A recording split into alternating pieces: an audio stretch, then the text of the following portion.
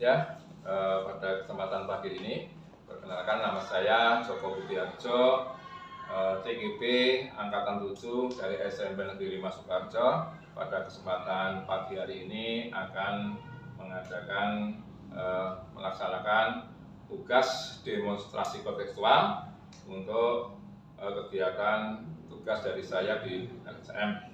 Kemudian untuk kegiatannya adalah wawancara dengan Bapak Kepala Sekolah yang saat ini sudah berada di depan saya. Assalamualaikum warahmatullahi wabarakatuh, Pak Suyoto. Waalaikumsalam warahmatullahi wabarakatuh. Selamat pagi Pak Joko. Selamat pagi. Gimana kabarnya? Baik, alhamdulillah. Gitu juga Pak Kepala, sehat selalu. Alhamdulillah sehat. Ya. Pertama, saya ucapkan terima kasih atas kesediaan waktunya Bapak Suyoto, Pak Kepala, untuk bisa mendampingi saya dalam kegiatan demonstrasi kontekstual wawancara dengan kepala sekolah. Tugas saya berkaitan dengan kasus-kasus yang ada di sekolah ini yang ada kaitannya dengan nilai kebajikan yang saling bersinggungan, yaitu merupakan dilema etika atau rujukan moral. Yang pertama, monggo pada Bapak Suyoto, Bapak Kepala Sekolah, bisa memperkenalkan dirinya. Terima kasih Pak Joko. Ya, Bapak Ibu sekalian, kenalkan diri saya, nama Suyoto, selaku Kepala SMP Negeri 5 Sukoharjo. Kebetulan kami juga belum lama di SMP Negeri 5 Sukoharjo, baru 2 bulan. Untuk itu kami siap membantu Pak Joko Budiarjo. Terima kasih. Tugas sebagai guru penggerak. Ya. Semoga semuanya sukses Pak Joko. Amin. Terima kasih. Terus kemudian apa yang bisa saya bantu? Ya. Terima kasih atas kesediaan waktu dari Bapak Kepala Sekolah, Bapak Suyoto, untuk membantu tugas-tugas saya, menyelesaikan tugas-tugas saya demonstrasi kontekstual di pagi hari ini. Untuk selanjutnya akan kami berikan beberapa pertanyaan sebagai untuk bisa melepas tentang kasus-kasus yang ada di sekolah ini. Pertanyaan yang pertama, Bapak, selama ini bagaimana Bapak bisa mengidentifikasi kasus-kasus yang merupakan dilema etika atau rujukan moral? Gitu. Ya, bisa sebenarnya gimana? Ya, contohnya pada beberapa kesempatan anak ini dinyatakan tidak naik kelas misalkan. Kemudian ada orang tua yang tidak terima, itu protes gitu ya. Kok bisa tidak naik kelas? Kemudian karena Bapak Ibu wali kelas tidak bisa menyelesaikan, kemudian berkonsultasi dengan Bapak Kepala Sekolah untuk bisa menemukan solusi terbaiknya. Terima kasih Pak Joko. Jadi untuk semacam kasus dilema etika, mungkin juga bukan tadi, dalam hal ini misalkan kasus tidak naik kelas ataupun tidak dinaikkan kelas, ini kita mengidentifikasinya ya melalui satu, bisa laporan dari wali kelas, bisa dari guru mata pelajaran, juga mungkin juga dari pada saat rapat dewan guru, ya. Lalu rapat kelas, itu kan nanti diverifikasi, kemudian versi nilainya, nilai akademiknya maupun nilai sikapnya. Dari situ nanti kita bisa menilai bagaimana kasus ini bisa terjadi. Seperti itu Pak.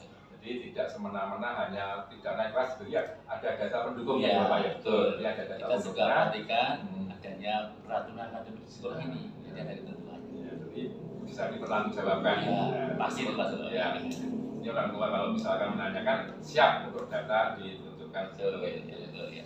Terima kasih. Langsung untuk berikutnya Bapak, untuk pertanyaan yang kedua. Selama ini bagaimana Bapak menjalankan pengambilan keputusan di sekolah, terutama untuk kasus-kasus di mana ada dua kepentingan yang sama-sama benar atau sama-sama mengandung nilai kebajikan? Ya. Tentu saja tahapan yang kita tempuh nanti Pak Joko, mengambil keputusan itu tidak semata-mata, tidak semena-mena. Ya. Kita mencari, mengidentifikasi kasus itu apa, kasusnya apa, permasalahannya apa, kemudian kita baru mencari solusi alternatif. Mungkin kan banyak yang kita tempuh. Nah, kita nanti akan mencari solusi yang terbaik. Nah, di mana ini ada nanti kita mengevaluasi solusi apa, pendapatnya seperti apa. Nah, itu kita yang terbaik. Ini saja untuk pengambilan ini nanti tidak saya sendiri, karena itu ada tim untuk sekolah itu, tidak serta kebijakan sekolah enggak. Maka nanti itu pengambilan keputusannya adalah berdasarkan keputusan konsensus bersama. Mungkin melibatkan wali kelas, kemudian guru mata pelajaran, kemudian ada guru BK. Nah, ini tentu saja. Nah, kalau nanti pada titik akhir hasilnya mendata orang tua, kita tanda orang tua.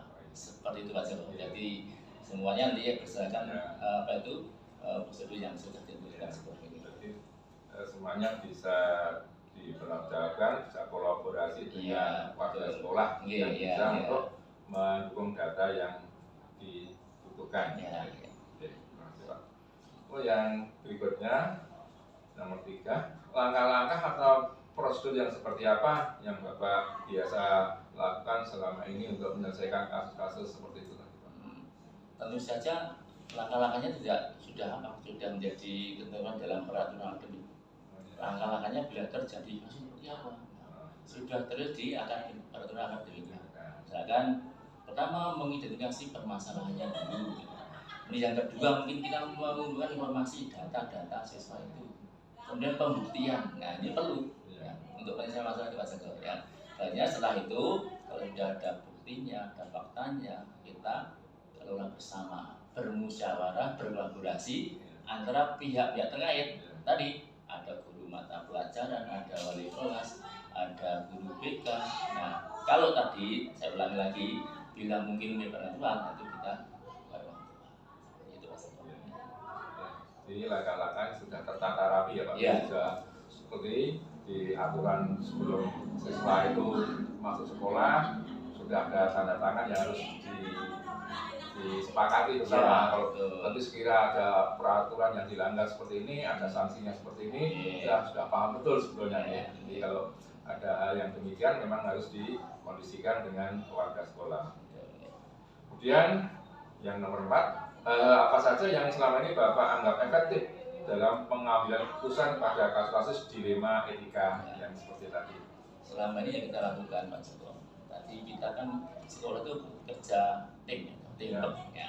Ini saling berkolaborasi, saling bekerjasama ya antara satu dan yang lain ya, sehingga nanti persoalan itu tidak berlarut-larut ya. Jadi yang paling penting kita bermusyawarah bersama, mencari kesepakatan terbaik, baik untuk personalnya siswa itu sendiri maupun untuk lembaga ini. Semuanya akan terjaga dengan baik. Jadi tujuannya memang pemecahan masalah tidak ditunda-tunda, harus kalau bisa diselesaikan hari itu juga. Lalu kalau ditunda kan merembet-rembet kemana-mana, jadi beban juga untuk sekolah. Dan hasilnya nanti istilah win-win solution istilahnya baik untuk yang sedang kasus dan baik untuk lembaga atau sekolah. Kemudian hal apa saja yang selama ini merupakan tantangan dalam pengambilan keputusan pada kasus-kasus dilema etika ini? Tantangan ini pasti muncul, pasti muncul. Pertama ini ada bagi pihak-pihak tertentu yang mungkin belum paham tentang permasalahan itu. Nah, misalkan orang tua itu mengapa anaknya kok tidak dinaikkan kelas dan sebagainya, ya protes ya. Belum tahu bagaimana prosedur kenaikan kelas. Nah ini kita perlu apa? Kita perlu jelaskan di situ. Sebagai apa? Ini perlu tantangan yang kita hadapi bersama. Jadi semua pada sekolah dari wali kelas pun kita bersama-sama kita berikan pemberian pencerahan pada orang tua itu bagaimana untuk penentuan kenaikan tersebut. Sehingga menjadi jelas. Nah selanjutnya nanti setelah itu diketahui orang tua paham, saya yakin kok nanti bisa menerima ya. Jadi tidak ketentuan sekolah. Itu tanggung jawab kita semua ya, tidak hanya wali kelasnya, tidak hanya guru mata pelajarannya, tapi semuanya yang terkait dengan pelajaran di kelas itu, semuanya masa bertanggung jawab. Jadi sudah disepakati dalam konsensus bahwa kalau anak ini ada kekurangan seperti ini, nanti hasilnya seperti ini, orang tua juga harus paham dan harus menerima. Kemudian, apakah Bapak memiliki sebuah jadwal tertentu dalam sebuah penyelesaian kasus dilema etika? Apakah Bapak langsung menyelesaikan di tempat atau membuat jadwal tersendiri nanti diselesaikan pada hari apa atau minggu apa atau dan seterusnya seperti itu? Pak Joko, kalau jadwal tertentu kan ada. Ya, karena kasus Pak. Iya, kasus Kasus itu kan kejadian insidental. digital. Ada kejadian baru kita adakan suatu penyelesaian masalah. Bila mungkin kasus itu kecil dapat diselesaikan segera hari itu juga, ya kita rampungkan. Gitu. Tidak harus menunda, gitu. Kecuali kalau mungkin kasus itu melibatkan banyak orang atau pihak tertentu, nah itu perlu kita jadwalkan. Jadi kita jadwal hari ini untuk menangani masalah ini, kita mendatangkan, jadi kita jadwal seperti itu. Tapi kalau ya kita berharap, kita minta yo jangan sampai ada kasus yang semacam itu. Ya harapan kita seperti itu, ada saja gitu. Ya, artinya bila ada kejadian ya segera mungkin intinya segera diselesaikan dengan cepat, dengan baik, semua bisa menerima. Memang kalau ditunda-tunda mungkin kasusnya hanya tidak satu ya Bapak ya. Iya. Ada kasus lain di hari yang lain, kasus yang lain di hari lain. Iya. Nah, kalau ditunda-tunda akan menumpuk juga, Iya, akan betul. menjadi beban kita semua di Iya. lembaga atau di sekolah. Jadi harus diselesaikan secara tepat, tepat dan bertanggung jawab. Ada data yang pendukungnya. Kemudian Bapak, adakah seseorang atau faktor-faktor apa yang selama ini mempermudah atau membantu Bapak dalam pengambilan keputusan dalam kasus-kasus dilematika seperti ini? Tentu saja ada Mas. Ya, ada. Seseorang itu pasti ya. Karena sekolah kan terdiri dari guru, siswa, tenaga pendidikan, dan tenaga guru itulah yang membantu kita. Jadi itu faktor yang sangat utama sekali, terutama teamwork tadi. Teamwork itu untuk masalah pendidikan anak kan ada guru tadi, mata pelajaran, ada guru TK, ya, kemudian tenaga pendidikan, kemudian tambah lagi guru-guru yang senior. Ini sangat berpengaruh sekali untuk kita membantu kita dalam penentuan suatu kasus seperti ini. Itu pasti ya seseorang itu. Dan faktornya adalah faktor komitmen, Pak. Komitmen bersama ini penting. Karena kalau nggak punya komitmen yang kuat atau aturan mungkin nggak kuat, ya ini akan jadi maka itu faktornya adalah komitmen bersama. Yang kedua, kerjasama yang baik dengan orang tua. Ini sangat penting sekali untuk merampungkan permasalahan kasus seperti itu, terutama untuk masalah anak didik seperti itu. Jadi ada persoalannya, ada faktor yang baik. Pertama sekali faktor komitmen bersama tadi, ya betul lah itu. Jadi memang harus ada komunikasi yang intern ya, ada kolaborasi di dalam dan di luar. Kalau di dalam dengan sama Bapak Ibu wali kelas, Bapak Ibu guru, Bapak sekolah. Kalau di luar ya komunikasi dengan Bapak Ibu wali murid, orang tua, lewat WA group mungkin WA kelas dan lalu komunikasi kalau ada sesuatu yang di luar kewajaran, ada kenakalan, ada bisa diinformasikan, bisa disampaikan dengan orang tua di rumah. Kemudian Bapak Kepala yang terakhir, dari semua hal yang telah disampaikan, pembelajaran apa yang dapat Bapak petik dari pengalaman mengambil keputusan dilema sekarang ini? Ya Pak Joko, dari kehidupan ini memang bervariasi, berdinamika, apalagi di sekolah itu luar biasa dinamikanya. Yang penting adalah dikala dan manusia itu ya, itu tidak lepas dari suatu kesalahan. Ya, suatu kesalahan pasti punya kejadian. Yang tentunya adalah kita bisa memiliki hikmah bahwa seseorang yang melakukan suatu kesalahan, nah, sebaiknya adalah minta suatu kesadaran diri untuk bisa tidak mengulangi di waktu yang akan datang. Ini yang terpenting. Belajar dari permasalahan akan menjadi lebih baik, untuk kebaikan. Jadi siswa yang baik, murid yang baik itu tidak mengulang kesalahan yang sama. Bukan nanti ada perubahan ke depannya, nanti lebih baik lagi tentunya pada murid dan tentunya pada sekolah semakin berprestasi, semakin berkibar di kemudian hari. Terima kasih Bapak atas informasi data dari wawancara ini. Semoga wawancara ini bisa menambah keilmuan saya selaku dalam bergerak dalam menyelesaikan kasus-kasus di sekitar kita. Sama-sama, mudah-mudahan sukses semuanya. Amin. Ya, gitu. Terima kasih. Ya. Demikian tadi wawancara saya Joko Budiarjo, JKT Angkatan 7 bersama dengan Bapak Kepala Sekolah SMP Negeri 5 Sukoharjo, Bapak Suyoto SPD. Semoga pada kegiatan wawancara ini kita bisa ambil hikmah dan ilmunya untuk kebaikan sekolah kita semua. Terima kasih. Assalamualaikum warahmatullahi wabarakatuh. Waalaikumsalam.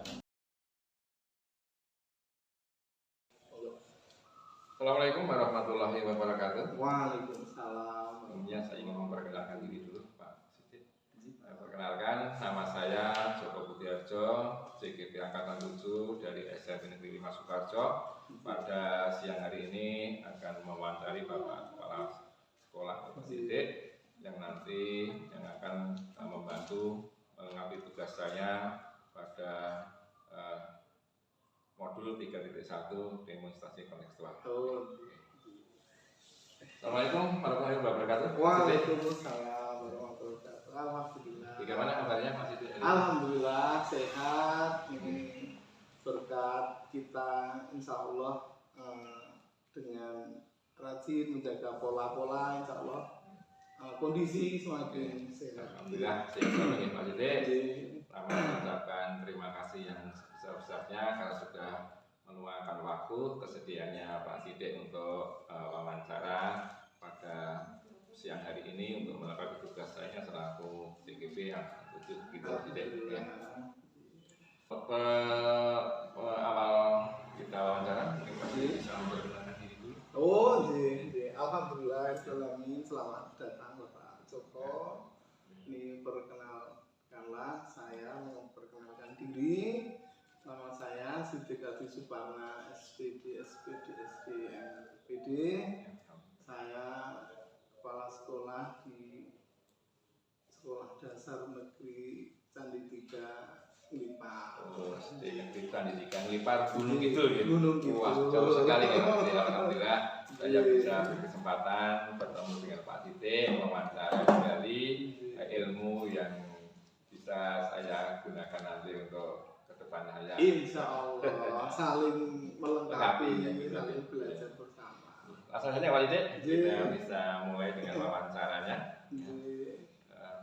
Selama ini bagaimana Pak Sidik dapat mengidentifikasi kasus-kasus yang merupakan dilema etika atau rujukan moral di sekolah Pak Sidik? Ini memang terkait dengan dilema ini memang suatu masalah yang dibilang mudah juga mudah, dibilang sulit juga sulit. Intinya sejauh mana kita ini mampu mendeteksi, kemudian indikator-indikator, kemudian bagaimana nanti sebuah persoalan ini bisa mempunyai ciri khas atau karakteristik, maka ini kita harus bisa melihat identifikasinya. Nah, ini kita melihat sebuah dilema itu terjadi apabila dalam dua hal itu sama-sama mempunyai bobot kebenaran yang hampir sama. Maka ini menjadi indikator daripada identifikasi masalah kita. Jadi sebelum menyelesaikan kasus harus bisa mengidentifikasi dulu nih. Iya, kita identifikasi. Dan lanjut Pak Sidik untuk pertanyaan yang berikutnya. Bagaimana Bapak menjalankan pengambilan keputusan di sekolah Bapak, terutama untuk kasus-kasus di mana ada dua kepentingan yang sama-sama benar atau sama-sama mengandung nilai kebajikan? Ya, ini untuk persoalan seperti itu kita harus mampu mengambil sebuah policy, sebuah decision making ya.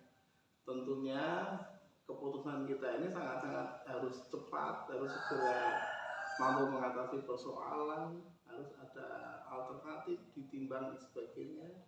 Nah, ini kita di dalam mengambil sebuah keputusan ini, persoalannya ini kita dekati, kita identifikasi masalah, kemudian kita mengambil sampel persoalan, subjeknya siapa yang terlibat, baik kedua belah pihak, ini kita pertemukan, kita ada interaksi yang intens sehingga nanti persoalan ini bisa kita selesaikan secara bersama-sama, kedua belah pihak nanti bisa saling merasa puas. Jadi harus mempertemukan kedua belah pihak. Biar biar cepat selesai permasalahannya. Kemudian Pak Sidik, untuk langkah-langkah atau prosedur yang seperti apa yang biasa Bapak lakukan selama ini untuk menangani atau menyelesaikan masalah atau kasus di sekolah Bapak? Oh, gitu. Untuk langkah-langkah ini memang ada banyak alternatif langkah-langkah Pak Joko. Ini tentunya kita memilih langkah-langkah yang sekiranya itu urgen, efektif, efisien, maka agar kita langsung kepada pokok persoalan ini kita menggunakan pendekatan personal. Oh ya. Dengan pendekatan personal artinya kita mendekati individu tersebut atau yang bersangkutan, kita aturi, matur atau kita panggil, kemudian kita akan dari dalam mengambil sebuah keputusan. Kita panggil dulu Pak. Ibu jadi harus dipanggil dulu ya, dibutuhkan digali masalahnya seperti apa. Kemudian untuk pertanyaan berikutnya Bapak, selama ini Bapak anggap efektif dalam kita lanjut ke pertanyaan berikutnya ya. Untuk pertanyaan berikutnya, hal apa saja yang selama ini Bapak anggap efektif dalam pengambilan keputusan pada kasus-kasus yang ada di sekolah Pak Sidik? Cara pengambilan yang efektif, efisien itu menurut saya adalah pengambilan keputusan yang dilakukan secara setepat-tepatnya, artinya bisa fokus kepada persoalan yang sedang dihadapi, sehingga solusi keputusan kita ini nanti bagi kedua belah pihak itu nanti bisa ada unsur kepuasan bagi kedua belah pihak. Nah, ini cara yang efektif yang dilakukan adalah dengan cara berdialog, dialogis. Artinya keputusan itu tidak mutlak dari saya, tapi keputusan ini disusun berdasarkan kesepakatan dialogis antara kita dengan pihak. Jadi kita mengambil intisari apa yang Anda kehendaki dari persoalan ini, kemudian kita putuskan bersama-sama.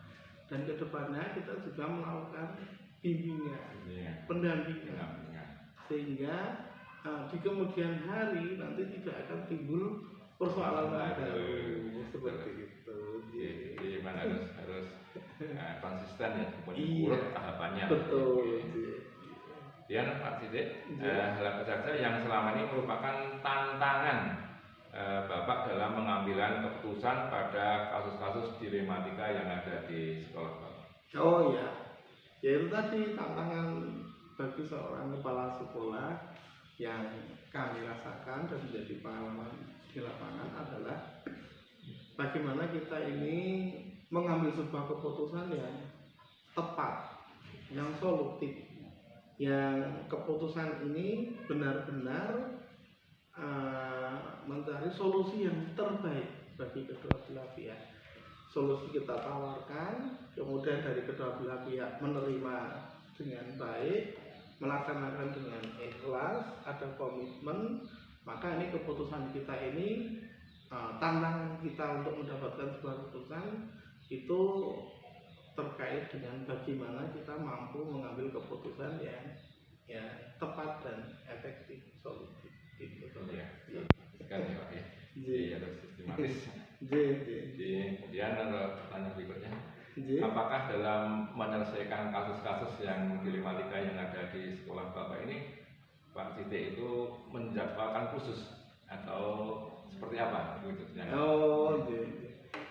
Sebaiknya terhadap persoalan seperti ini itu segera kita selesaikan.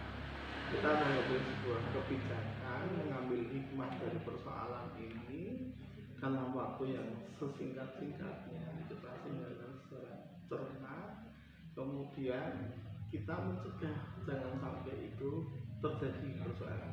Kita jangan sampai menunda-nunda, karena kalau kita menunda-nunda persoalan itu tidak segera kita ambil keputusan, kita eksekusi, maka dimungkinkan nanti persoalan itu akan semakin bertambah sehingga berlarut-larut ya. Ya, berlarut-larut. Sehingga kita nanti akan menyimpulkan sebuah solusi itu ya kesulitan. Tapi kalau sudah ada persoalan seperti ini segera kita ambil tindakan, maka insya Allah semua akan terselesaikan dengan baik. Demikian. Tapi memang idealnya seperti itu. Jadi harus segera diselesaikan, eksekusi, jangan ditunda. Lanjut, jadi adakah seseorang atau faktor-faktor yang selama ini mempermudah membantu Bapak dalam pengambilan keputusan untuk menyelesaikan kasus-kasus dilematika yang ada di sekolah Pak Sidik? Oh, ya prinsipnya di dalam menyelesaikan persoalan apapun, entah itu kasus, entah itu program kegiatan, tantangan dan hambatan, itu kita selesaikan secara syar'i, artinya kita lakukan secara musyawarah, sehingga nanti dengan cara musyawarah, dengan cara silaturahim, sambung rasa dan sebagainya, itu banyak ide-ide alternatif yang dapat kita gunakan untuk menyelesaikan sebuah persoalan, menjadi referensi, menjadi keputusan bersama.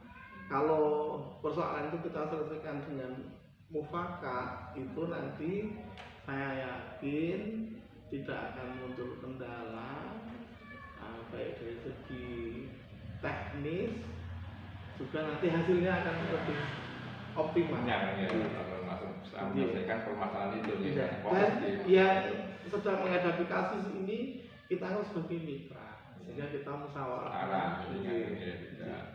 Kita anggap saya mitra, terus mari kita selesaikan bersama-sama dengan kekeluargaan. Jadi hati nggak bilang. Ya, lanjut Pak. Ini yang terakhir mungkin ya. Dari semua yang disampaikan tadi, pembelajaran apa yang dapat Bapak petik dari pengalaman Bapak dalam pengambilan keputusan beberapa kasus tadi di sekolah Bapak? Oh, jadi terkait dengan keputusan ini memang sesuatu yang harus sebagai seorang kepala sekolah ini secara tegas ini harus kita putuskan. Nah, ini hal-hal yang dapat kita ambil dari pembelajaran ini.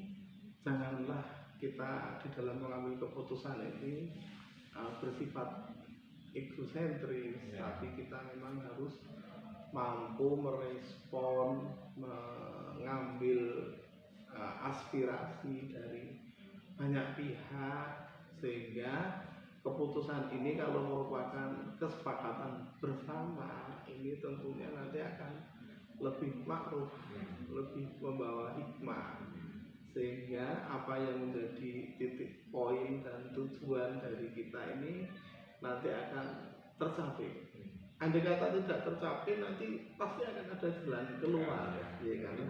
Kita bersama-sama, artinya beban persoalan kita putuskan secara bersama-sama. Ini yang menjadi pengalaman kami selama menjadi kepala sekolah, sehingga tidak menjadi beban. Jadi ini panggilan hati yang harus kita selesaikan dengan keputusan kita yang tepat, sesuai dengan sasaran, mampu memuaskan pihak-pihak tanpa ada risiko yang berarti. Ya, idealis, tapi insya Allah kita mampu, karena kita sudah dituakan. Ini kita kembali kepada pedoman-pedoman itu. Saya rasa itu luar biasa sekali apa yang sampaikan Pak ini tadi, betul-betul menginspirasi betul untuk kedepannya saya. Kalau ada kasus-kasus seperti yang disampaikan Pak Sidik, kita sudah ada gambaran penyelesaiannya, ada langkah-langkah, identifikasi dan seterusnya. Yang pertama, yang terakhir ini saya ucapkan terima kasih kepada Pak Sidik atas waktunya, atas kesediaannya dalam wawancara memenuhi tugas saya selaku TGP. Terima kasih Pak Sidik. Saya juga mengaturkan terima kasih. Sukses untuk modulnya. Berhasil untuk TGP-nya, membawa barokah untuk kita semua. Terima kasih Mas Teguh. Demikian tadi wawancara dengan Bapak Sidik selaku Kepala SDN Candi 3 Gunung Kidul. Luar biasa, jauh sekali ya. Jadi sudah kita sampaikan beberapa permasalahan yang ada di dalam kasus pertanyaan, sudah dijawab dengan jelas sekali, dengan gamblang. dengan langkah-langkah identifikasi dan seterusnya, sehingga permasalahan di sekolah beliau bisa diselesaikan dengan baik. Terima kasih ucapkan pada Pak Sidik dan keluarga yang bisa membantu terselesainya tugas dari saya. Ya. Terima kasih. Assalamualaikum warahmatullahi wabarakatuh. Waalaikumsalam warahmatullahi wabarakatuh. Assalamualaikum warahmatullahi wabarakatuh. Waalaikumsalam. Sebelumnya saya ingin memperkenalkan diri dulu, Pak Sidik. Perkenalkan, nama saya Joko Butiarjo, JGP Angkatan 7 dari SMP Negeri 5 Sukarjo. Pada siang hari ini akan mewawancari Bapak Kepala Sekolah Bapak Sidik yang nanti yang akan membantu mengabdi tugas saya pada modul 3.1 demonstrasi kontekstual. Assalamualaikum warahmatullahi wabarakatuh. Waalaikumsalam warahmatullahi wabarakatuh. Alhamdulillah. Bagaimana kabarnya Mas Sidik? Alhamdulillah sehat. Ini berkat kita insya Allah dengan rajin menjaga pola-pola, insya Allah kondisi semakin sehat. Alhamdulillah sehat selalu ya Pak Sidik. Pertama mengucapkan terima kasih yang sebesar-besarnya karena sudah meluangkan waktu kesediaannya Pak Sidik untuk wawancara pada siang hari ini untuk melakukan tugas saya selaku CGP Angkatan 7 gitu Sidik ya.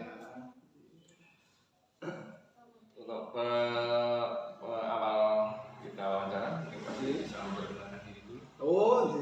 Alhamdulillah, selamat datang Bapak Joko. Ini perkenalkanlah, saya memperkenalkan diri. Nama saya Sidik Adi Suparna, SPD, SPD. Saya kepala sekolah di Sekolah Dasar Negeri Candi 3 Ngelipar. Oh, SD Negeri Candi 3 Ngelipar Gunung Kidul ya. Gunung Kidul. Wah, jauh sekali ya. Alhamdulillah saya bisa berkesempatan bertemu dengan Pak Sidik, mewawancara kembali ilmu yang bisa saya gunakan nanti untuk ke depan saya. Insya Allah saling melengkapi, Ya, saling belajar bersama. Langsung saja Pak Sidik, kita bisa mulai dengan wawancaranya. Selama ini bagaimana Pak Sidik dapat mengidentifikasi kasus-kasus yang merupakan dilema etika atau rujukan moral di sekolah Pak Sidik? Ini memang terkait dengan dilema ini memang suatu masalah yang dibilang mudah juga mudah, dibilang sulit juga sulit. Intinya sejauh mana kita ini mampu mendeteksi, kemudian indikator-indikator, kemudian bagaimana nanti sebuah persoalan ini bisa mempunyai ciri khas atau karakteristik, maka ini kita harus bisa melihat identifikasinya. Nah, ini kita melihat sebuah dilema itu terjadi apabila dalam dua hal itu sama-sama mempunyai bobot kebenaran yang hampir sama. Maka ini menjadi indikator daripada identifikasi masalah kita. Jadi sebelum menyelesaikan kasus harus bisa mengidentifikasi dulu nih. Iya, kita identifikasi. Dan lanjut Pak Sidik untuk pertanyaan yang berikutnya. Bagaimana Bapak menjalankan pengambilan keputusan di sekolah Bapak, terutama untuk kasus-kasus di mana ada dua kepentingan yang sama-sama benar atau sama-sama mengandung nilai kebajikan? Ya, ini untuk persoalan-persoalan seperti itu kita harus mampu mengambil sebuah policy, sebuah decision making ya. Tentunya keputusan kita ini sangat-sangat harus cepat, harus segera mampu mengatasi persoalan, harus ada alternatif ditimbang dan sebagainya.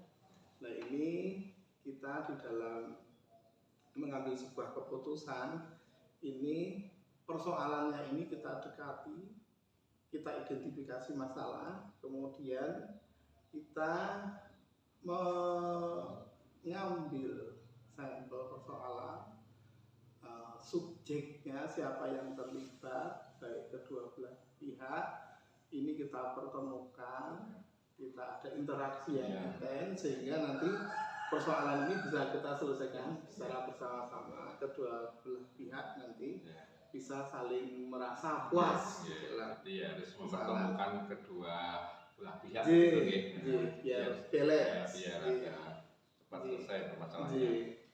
Kemudian Pak Sidik, untuk langkah-langkah atau prosedur yang seperti apa yang biasa Bapak lakukan selama ini untuk menangani atau menyelesaikan masalah atau kasus di sekolah Bapak? Oh, gitu. Untuk langkah-langkah ini memang ada banyak alternatif langkah-langkah Pak Joko.